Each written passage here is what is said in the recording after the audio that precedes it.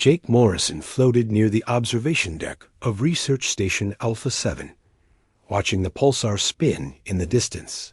A massive star sent out beams of light every few seconds, creating a lighthouse effect in the dark void of space. He had been station commander for 3 years now, and this was the strangest thing they had ever found. "Commander, you need to see this," Lisa Park called from the communications console. Her voice carried excitement mixed with worry. Jake pushed off from the wall and drifted over to her station. Lisa was the best xenobiologist Earth had sent out this far. She knew how to talk to aliens better than anyone, though they had never actually met any real ones before. Her fingers danced across the holographic displays, showing wave patterns and energy readings. "What have you got for me, Lisa?" Jake asked, settling into the chair beside her. "The pulsar is doing something impossible," she said, pointing at the screen. "Look at these energy patterns. They are not random. They are structured, almost like language." Jake studied the readouts.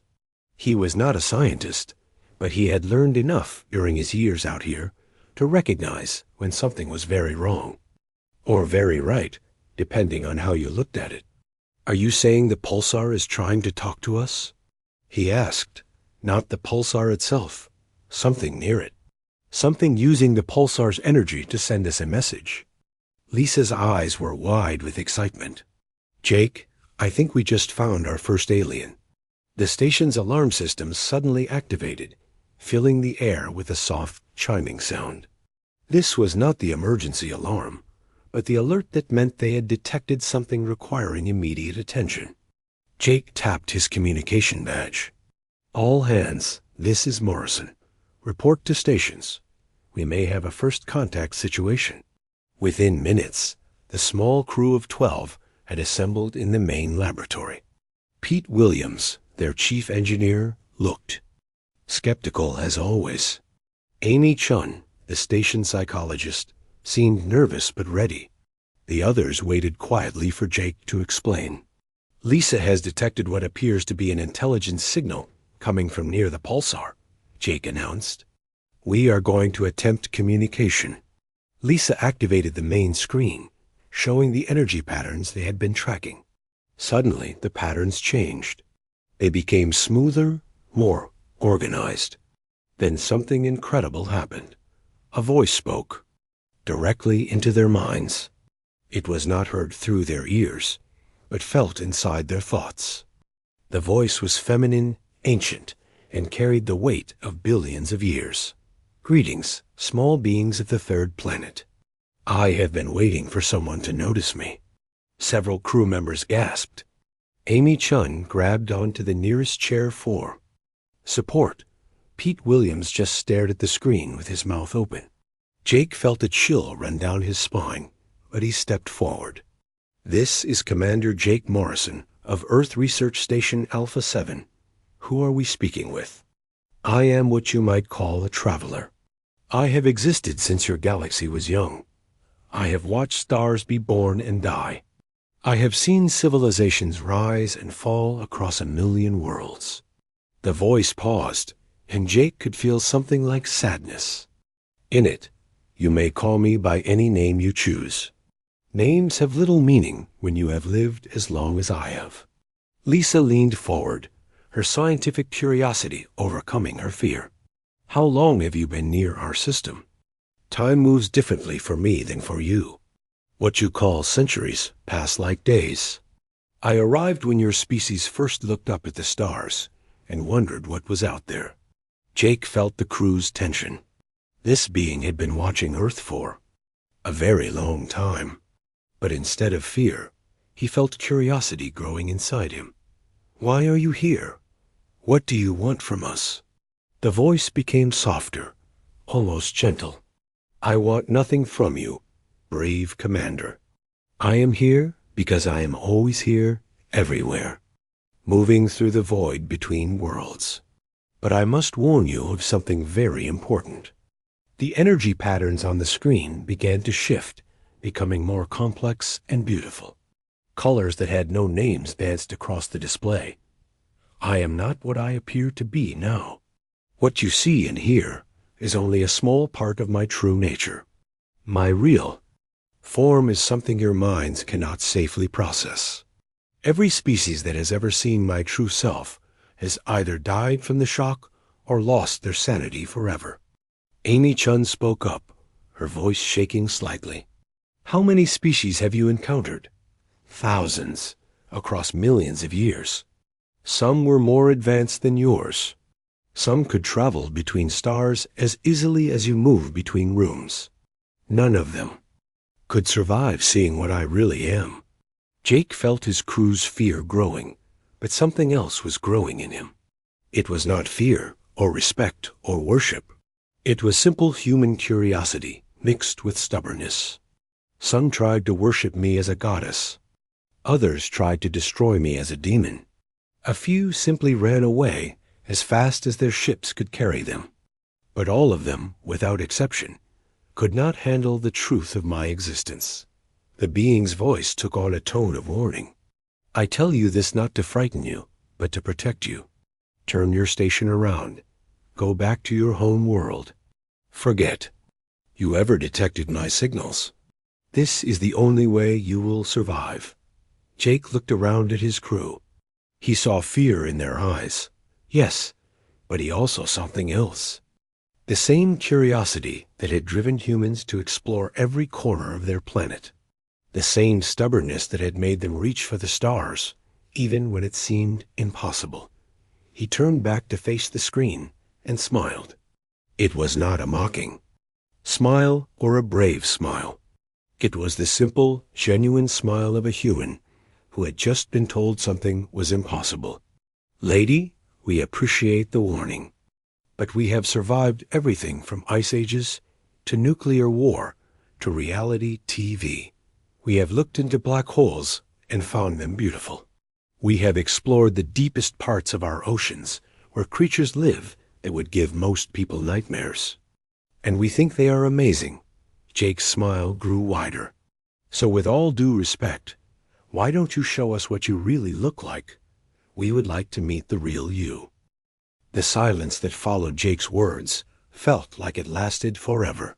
The energy patterns on the screen froze completely, as if the ancient being was processing something it had never heard before. When the voice finally returned, it carried a tone of complete bewilderment. You want to see my true form? Did you not understand what I told you? Every species that has gazed upon my real nature has perished or gone mad. This is not a challenge or a test. This is a fundamental law of existence.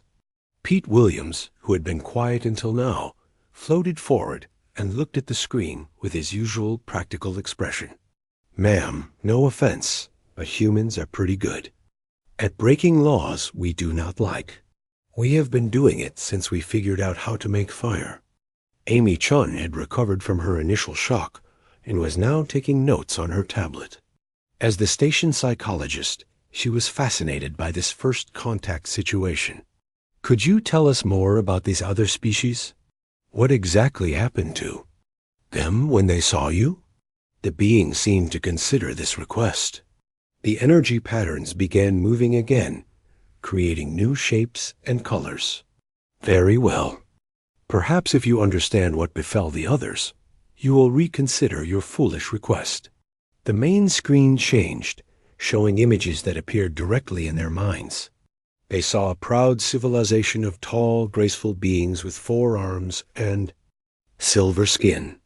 Their cities floated in the clouds of a gas giant, held up by technology that bent gravity itself. The Veilthrim were masters of space and time. They could fold reality to travel instantly between galaxies. When I revealed myself, to them, their minds simply stopped working. Millions of them stood frozen, staring at nothing, until they died of starvation. Jake watched the images with interest rather than horror. That is terrible, but it sounds like they just could not process what they were seeing. Human brains are pretty flexible. We adapt to new things all the time. The scene changed, showing a different world with creatures that looked like living crystals. They built cities of pure light and spoke in music that could reshape matter. The Kithara were beings of pure energy and thought. They considered themselves beyond physical limitations. When I showed them my true nature, they screamed in harmony for 7 days before shattering into fragments of light that still drift through space. Lisa Park looked up from her console where she had been recording everything. How did you reveal yourself to them? Was it gradual or all at once? I appeared as I am. There is no gradual way to show truth. Amy Chun tapped her stylus against her tablet thoughtfully. But maybe the problem is not what you are, but how you show yourself. Humans are used to processing scary things bit by bit.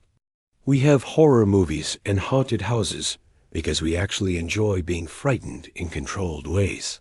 The being's voice carried something that might have been amusement. You enjoy being frightened? This is not fear I offer. This is cosmic. Truth that unmakes the foundation of reality itself. Jake grinned. Lady, have you ever heard of a thing called the Internet? We have been staring into the abyss of human stupidity for decades, and we are still here. Pete Williams nodded in agreement. Plus, we have been exploring our own oceans for centuries. You should see some of the things that live in the deep parts of our world. Creatures with too many teeth, things that light up in the dark, fish that look like they were designed by someone with serious nightmares. We think they are incredible. The energy patterns shifted again, becoming more agitated. You compare me to the simple creatures of your world? I am entropy itself. I am the space between atoms where nothing exists. I am the cold that remains. When the last star dies. Amy Chun looked excited now. That sounds like you might be having an identity crisis. Have you ever considered that maybe you are not as scary as you think you are? Identity crisis? The voice rose in what sounded like indignation. I have existed for billions of years. I have seen the birth and death of universes. I am beyond your petty psychological concepts. Everyone says that, Amy replied calmly, usually right before they realize they need therapy. Jake could hardly believe they were having this conversation, but he was starting to understand something important. This ancient being was not evil or dangerous in the way they had first feared. She was lonely and confused, maybe even hurt by millions of years of rejection and fear. Look, Jake said, why do not you start small? Show us just a little bit of your real self and see what happens. If we all die horribly or go insane, then you were right. But if we are okay, maybe you try showing us a little more. Lisa nodded enthusiastically. We could monitor our own brain patterns and vital signs. If anything starts going wrong, you could stop immediately. The being was quiet for a long moment. When she spoke again, her voice was softer, almost uncertain. You truly wish to attempt this? You understand that I cannot undo what you see once you have seen it? Pete Williams shrugged. Lady, I once watched my buddy try to fix a plasma conduit while drunk. After that, I figure I can handle pretty much anything. And I have been married. Twice, Jake added with a smile. Trust me, I have seen some things that would terrify cosmic entities. Amy Chun laughed. As a psychologist, I have heard confessions that would make demons weep. I think we can handle whatever you have got. The screen flickered, and the energy patterns began to change. They became darker, more complex. Instead of the gentle waves they had been watching, sharp angles and impossible geometries started to form. Very well, the being said, and for the first time, her voice carried something that might have been hope. But I warn you one final time. What you are about to see is just the smallest fraction of my true nature. If this alone drives you mad, I will not be able to help you. Jake looked around at his crew. He saw determination on their faces mixed with natural human curiosity. They were scared, yes, but they were also excited. This was why they had come out here, to find new things and explore the unknown. "We are ready," Jake said simply. The screen went completely dark for a moment. Then something began to appear in the blackness. It was not quite a shape and not quite a light. It moved in ways that made their eyes hurt to follow, but none of them looked away. As it grew clearer, they could see it was beautiful in a terrible, alien way. And then Jake Morrison, commander of a small research station at the edge of known space, did something that no other being in the galaxy had ever done when faced with cosmic horror. He smiled wider and said, "That is actually pretty cool. Can you show us more?" The ancient being's shock was so profound that the entire station shook slightly, as if reality itself was having trouble processing what had just happened. The dark, impossible shape on the screen paused in its alien movements. "You find it cool?" the voice asked, sounding completely bewildered. "This small glimpse of my nature, which has driven entire civilizations to madness, is cool to you?" Tony Martinez, the station's marine biologist, had been called up from the lower levels when the first contact alert sounded. He floated near the back of the group, studying the shape on the screen with professional interest. "It reminds me of deep-sea creatures from Earth," Tony said thoughtfully. "We have things in our oceans that move in patterns just as strange. Jellyfish that pulse with their own light, creatures that change shape as they swim. This is definitely weirder, but the basic concept is familiar." Kate Johnson, their historian, was recording everything on multiple devices. "How long did it take other species to react badly to seeing you?" she asked.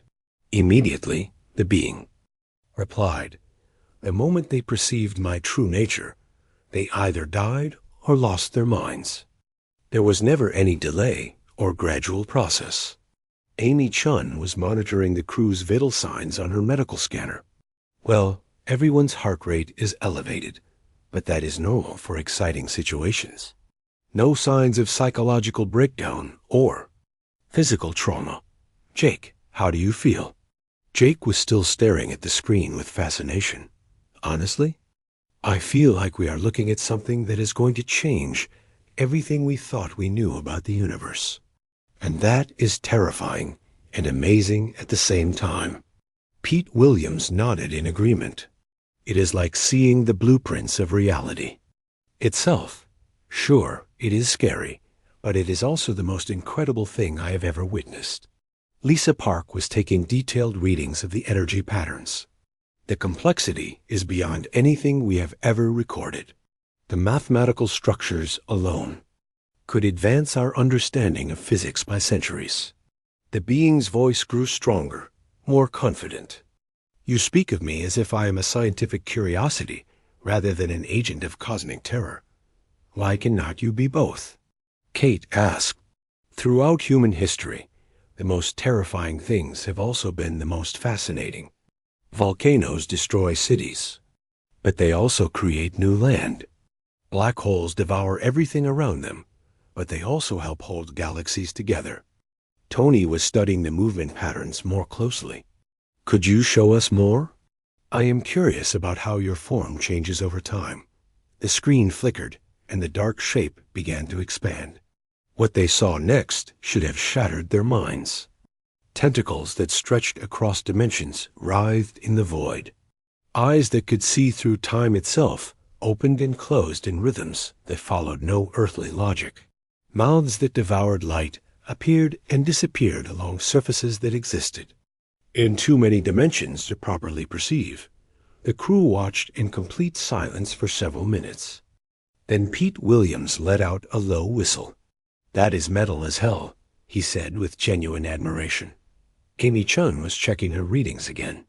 Still no signs of madness or psychological trauma. If anything, everyone seems more focused and alert than usual.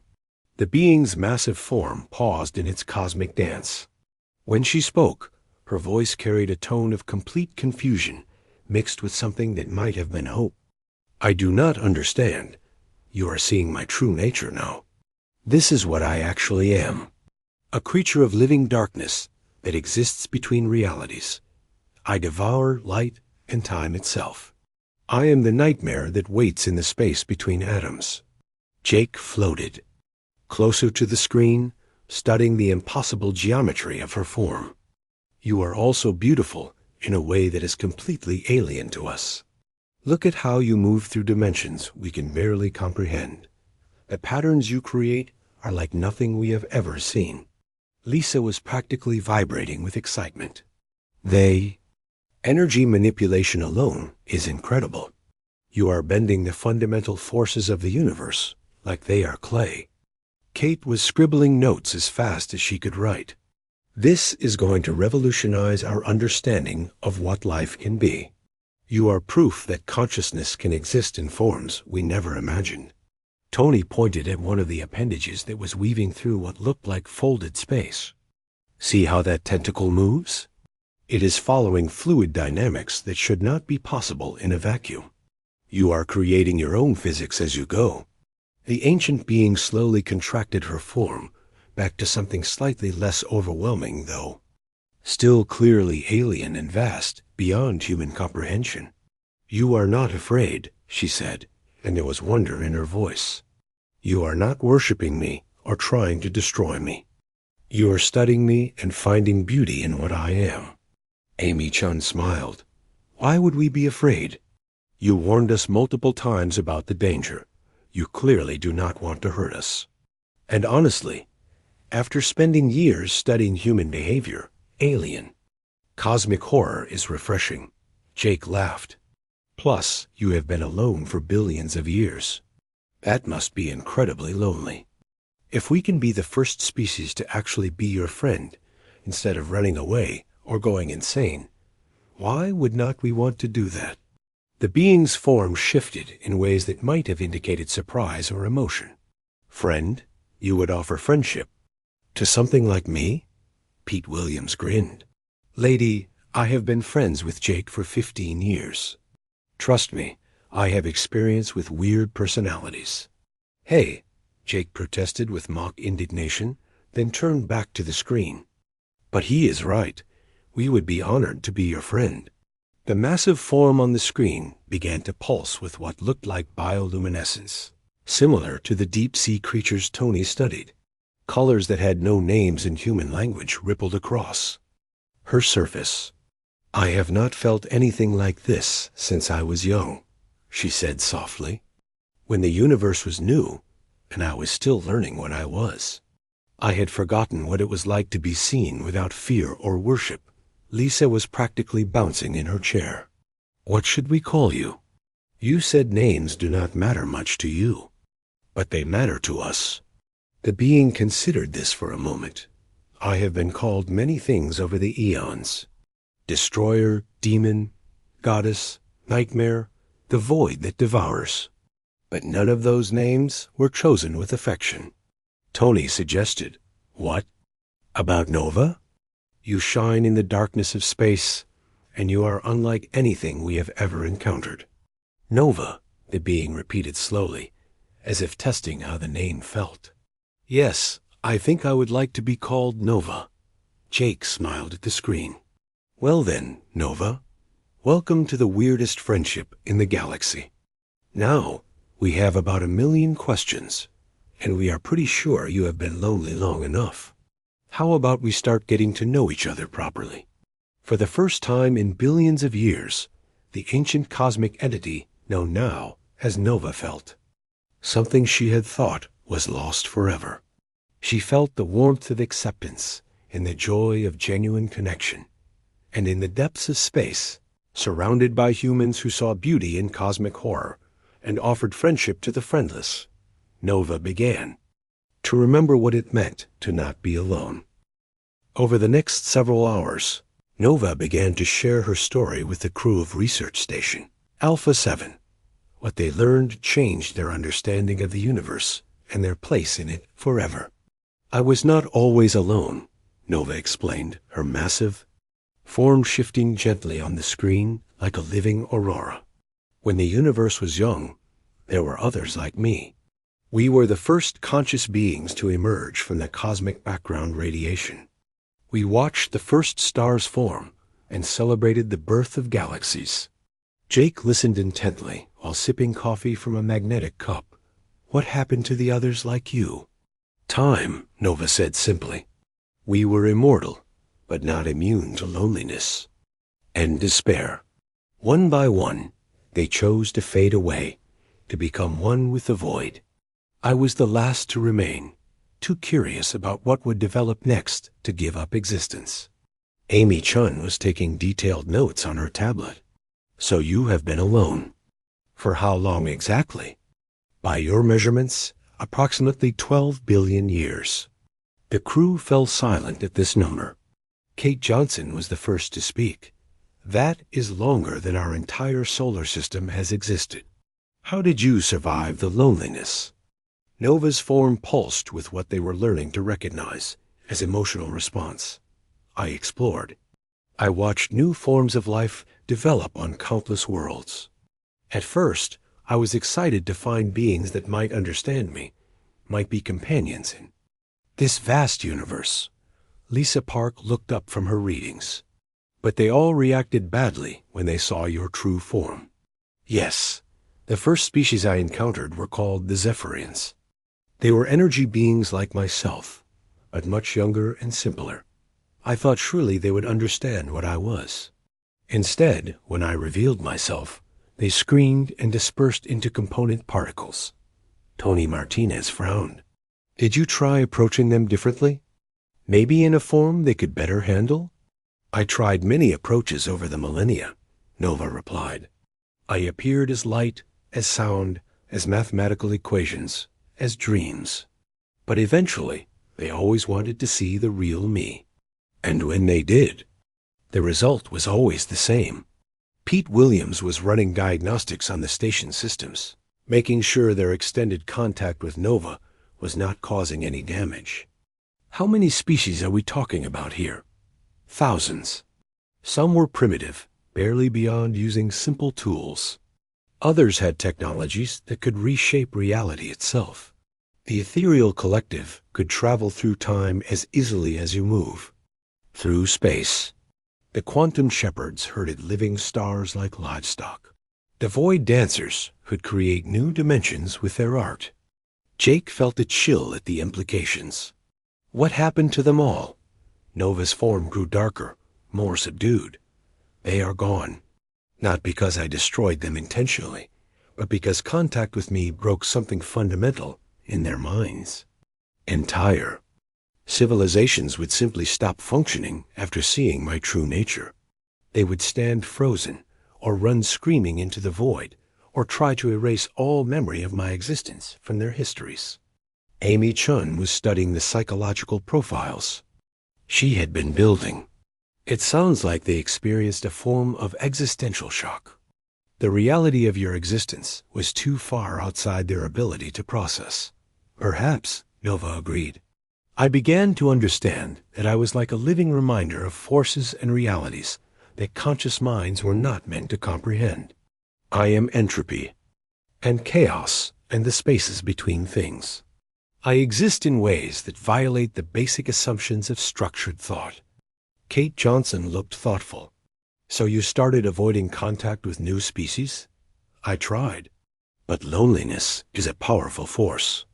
Every few million years, I would encounter a new civilization and hope that maybe this time would be different. Maybe. These beings would be strong enough or wise enough to accept me as I am. Lisa was cross-referencing Nova's timeline with galactic history records.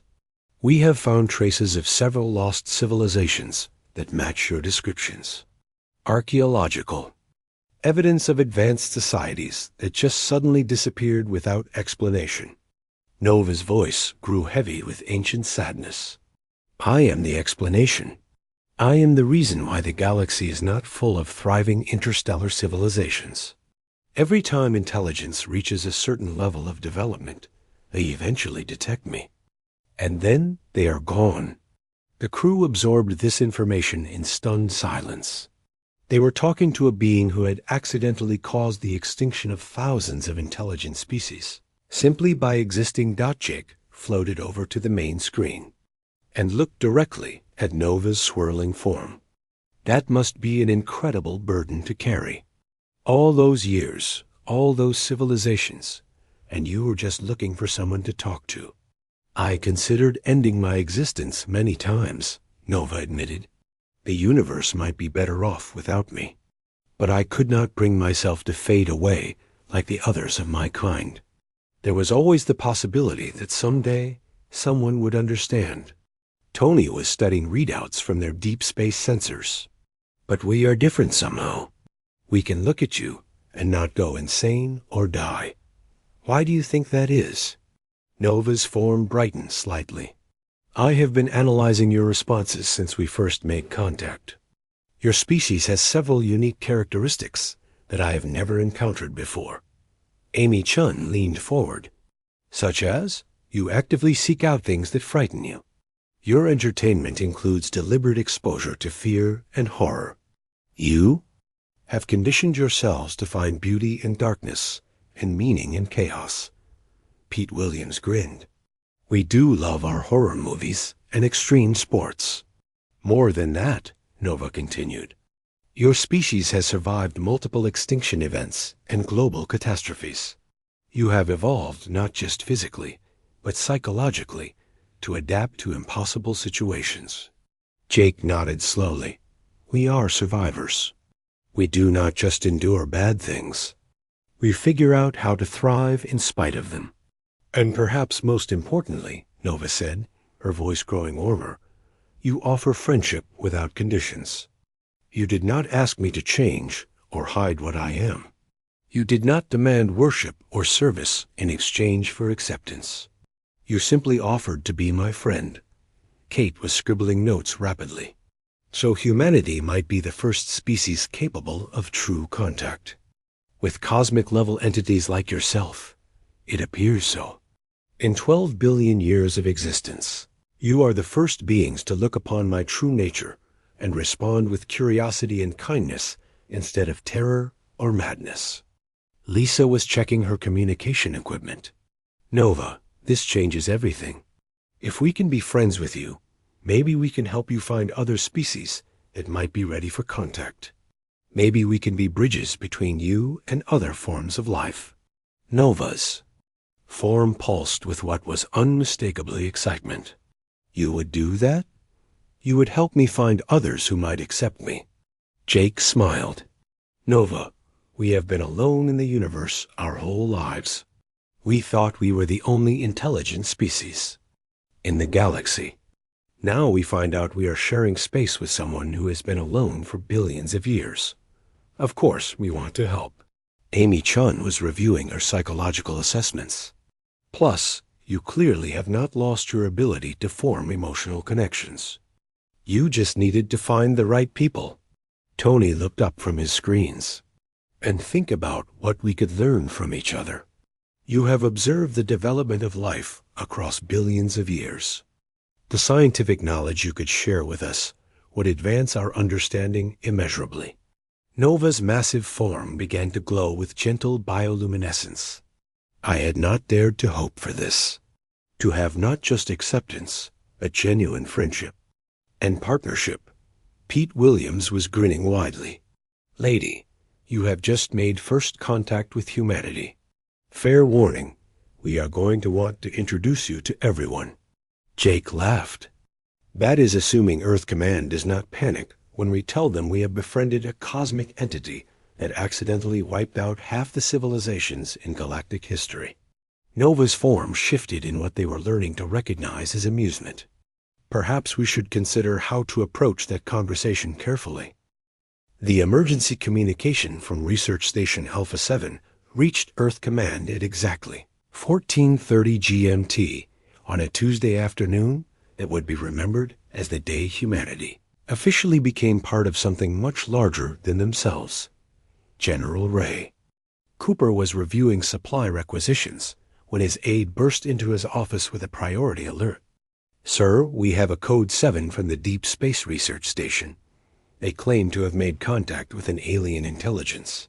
Cooper had been expecting this day for years, but it still felt surreal when it finally arrived. Patch them through. To the main briefing room. and get Dr. Susan Lee from the Xenobiology department. Within an hour, Cooper and his team were staring at a holographic display showing Jake Morrison's tired but excited face, along with the swirling, impossible form of something that definitely was not human. "Let me understand this correctly, Commander," Cooper said carefully. "You have made contact with a being that has existed for 12 billion years and accidentally caused the extinction of thousands of alien civilizations." "That is correct, sir," Jake replied. "But she never intended to harm anyone. They just could not handle seeing her true nature. We can." Dr. Susan Lee was studying the readings they were receiving from the station. "The energy patterns are unlike anything in our databases. This being exists in multiple dimensions simultaneously." Nova's voice spoke directly into the minds of everyone in the briefing room. "Greetings, people of Earth. I understand your concern about my nature and history. I do not wish to bring harm to your species." Several of the military officials shifted uncomfortably in their chairs, but Cooper maintained his composure. "What exactly are you proposing?" Jake answered first. "Sir, Nova has been alone for longer than our planet has existed. She has knowledge about the development of life and intelligence that could advance our understanding by millions of years. And she is offering to share it with us." "In exchange for what?" Cooper asked suspiciously. Nova's form pulsed gently. "Friendship, companionship, the opportunity to finally have beings who can accept me as I am without fear or worship." Dr. Lee looked fascinated. "You mentioned other civilizations.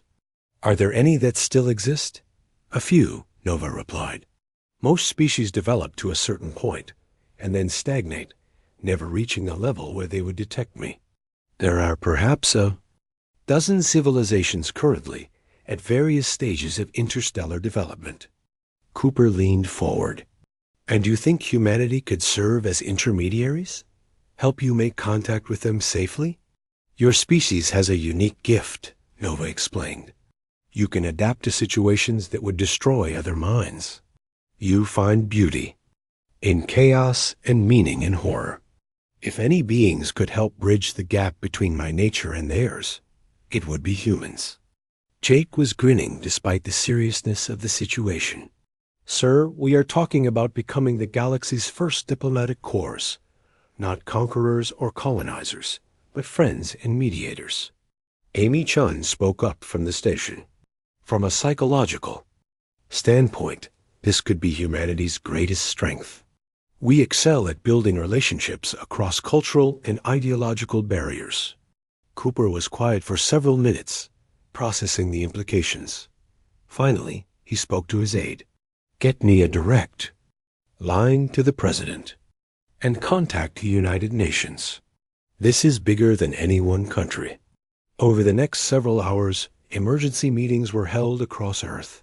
Politicians argued, scientists got excited, and military leaders tried to figure out how to defend against something that existed in multiple dimensions.